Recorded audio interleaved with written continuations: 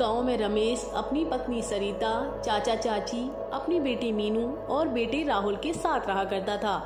वास्तव में रमेश के माता पिता की मृत्यु रमेश के बचपन में ही हो गई थी और रमेश का पालन पोषण रमेश के चाचा चाची ने ही किया था और रमेश और सरिता की शादी भी उन्होंने ही कराई थी और रमेश को अंडे बेचने के लिए एक दुकान भी खुलवा कर दी थी।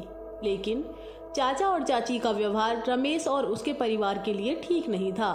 फिर एक दिन सरिता बोलती है, अजी सुनते हैं, मैं क्या कह रही थी कि आप मुझे कुछ पैसे दे दो, त्योहार आ रहा है, बच्चों को नए कपड़े दिला देती। तुम तो जानती हो ना चाचा चाची जी की आदत, अगर पैसे मांगने गया तो 10 खरी खोटी और सुनाएंगे। तभी तो मैंने सिर्फ बच्चों के कपड़ों के लिए ही बोला है। मैं तो अपना मन मारकर कैसे भी त्योहार मना लूंगी, लेकिन बच्चे तो गांव के बाकी बच्चों को देखकर जिद करेंगे ही ना। चाचा जी दुकान से आते ही मुझसे एक एक पैसे का हिसाब ले लेते हैं और मुझे अपने भी छोटे मोटे खर्चे के लिए उनके आगे हाथ फैलाना पड़ता है। रमेश की बात सुनकर सरिता उदास हो जाती है और जाकर सो जाती है। रमेश सरिता को उदास देखकर थोड़ा परेशान हो जाता है और सुबह उठकर पैसों के लिए चाचा जी से बात करने की सोचता है। सुबह होती है और रमेश अपने चाचा चाची जी के पास जाता है और बोलता है, चाचा जी त्योहार आ रहा है, मुझे मीनू और राहुल को कपड़े दिलाने हैं, अगर कुछ पैसे मिल जाते तो अच्छा होता। अरे रमेश, क्या हर टाइम पैसे पैसे करता रहता है? तुझे पता भी है पैसे कैसे बचाए जाते हैं? दिमाग ठिकाने पर नहीं है तेरा? लगता है तेरी बीवी ने तुझे सिखा कर भेजा है और इतने कपड़े तो पहले से ही हैं, तो नए कपड़े क्यों चाहिए?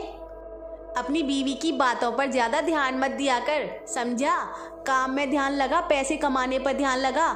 चल अब दुकान का टाइम हो गया है, दुकान पर जा जल्दी।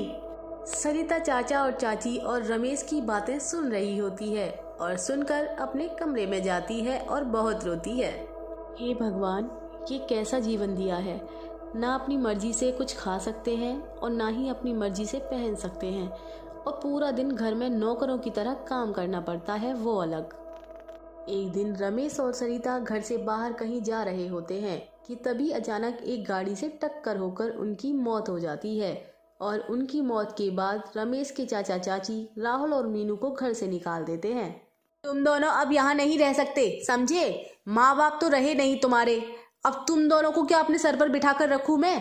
चलो निकल जाओ यहाँ से और अपना ठिकाना खुद देख लो। वापस यहाँ आकर हमारा टाइम मत खराब करना। राहुल और मीनू दोनों घर से निकल जाते हैं और रोड के किनारे बैठे ही होते हैं कि तभी रमेश का दुकान का मालिक वहाँ आता है और उन दोनों को वहाँ बैठा देखकर बोलता है, अरे बच्चों, तुम दोनों यहाँ क्यों बैठे हो? उन दोनों को दादा दादी ने घर से निकाल दिया है और बोला है कि अपना ठिकाना खुद देख लो। कोई बात नहीं बच्चों, तुम दोनों मेरी दुकान में रह लो और वहाँ तुम्हारे पापा की दुकान का सामान भी रखा है, कुछ काम करके थोड़े पैसे भी कमा लोगे तुम दोनों। दूर खड़ी एक चुड़ैल और एक भूत मालिक और बच्चों की बातों को सुन रहे होते हैं और बातें सुनकर रोने लगते हैं। वास्तव में दोनों राहुल और मीनू के माँ बाप ही होते हैं, जो मरने के बाद चुड़ैल और भूत बन गए होते हैं। हमारे बच्चे कितने परेशान हो रहे हैं तुम्हारे चाचा चाची की वजह से। क्यों ना हम अपने बच्चों की कुछ मदद करें? हम लोग कैसे मदद कर सकते हैं उनकी?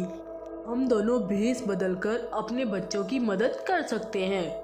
और दोनों भेष बदलकर राहुल और मीनू के पास आ जाते हैं और बोलते हैं, बेटा क्या हम दोनों तुम्हारी दुकान पर काम कर सकते हैं? लेकिन हमारे पास आपको देने के लिए कुछ नहीं है। कोई बात नहीं, तुम हमें बस इसमें से कुछ खाने को दे देना। फिर चुड़ैल और भूत दोनों उनकी दुकान पर काम करने लगते हैं और उनकी दुकान बहुत अच्छे से चलने लगती है और देखते ही देखते राहुल और मीनू के पास काफी सारा पैसा इकट्ठा हो जाता है और वो दोनों एक अच्छे से घर में रहने लगते हैं। और फिर एक दिन रमेश के चाचा चाची बहुत ही खराब हालत में दुकान के सामने से गुजर रहे होते हैं कि तभी मीनू उन्हें देख लेती है और उनके पास चली जाती है और बोलती है, दादी दादाजी आप दोनों ऐसी हालत में कैसे हो गए? आप तो अपने अच्छे घर में रहते थे ना, तो क्या हुआ उसका? हमारे घर में चोरी हो गई और कुछ दिन बाद घर में आग लगने की वजह से सब कुछ खत्म हो गया। मीनू बेटा, तुम्हारे पास खाने को कुछ है तो हमें दे दो, हमने कई दिन से कुछ नहीं खाया है। मीनू उन दोनों को अपनी दुकान पर ले जाती है और उन्हें देखकर सरिता और रमेश को बहुत गुस्सा आ जाता है और गुस्से की वजह से वो दोनों चुड़ैल और भूत के रूप में आ जाते हैं। उन्हें देखकर सभी डर जाते हैं। तब चुड़ैल बोलती है, इन दोनों को यहाँ लाने की क्या जरूरत है? जो कुछ भी हुआ है इन दोनों की वजह से हुआ है। हम दोनों की मौत के जिम्मेदार बन गए थे ये दोनों, और फिर हमारे बच्चों को भी घर से निकाल दिया। हम दोनों तुम्हारे माँ बाप हैं और बेस बदल कर तुम्हारी मदद करने आए थे हम दोनों। लेकिन बेटा मीनू, तुमने इन्हें यहाँ लाकर गलती कर दी। इन्हें यहाँ से भगा दो।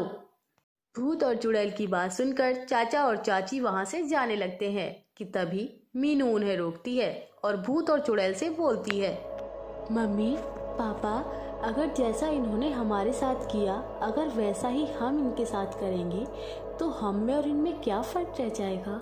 हमें इन दोनों को माफ़ कर देना चाहिए ताकि इन्हें दिल से अपने किए पर पछतावा हो।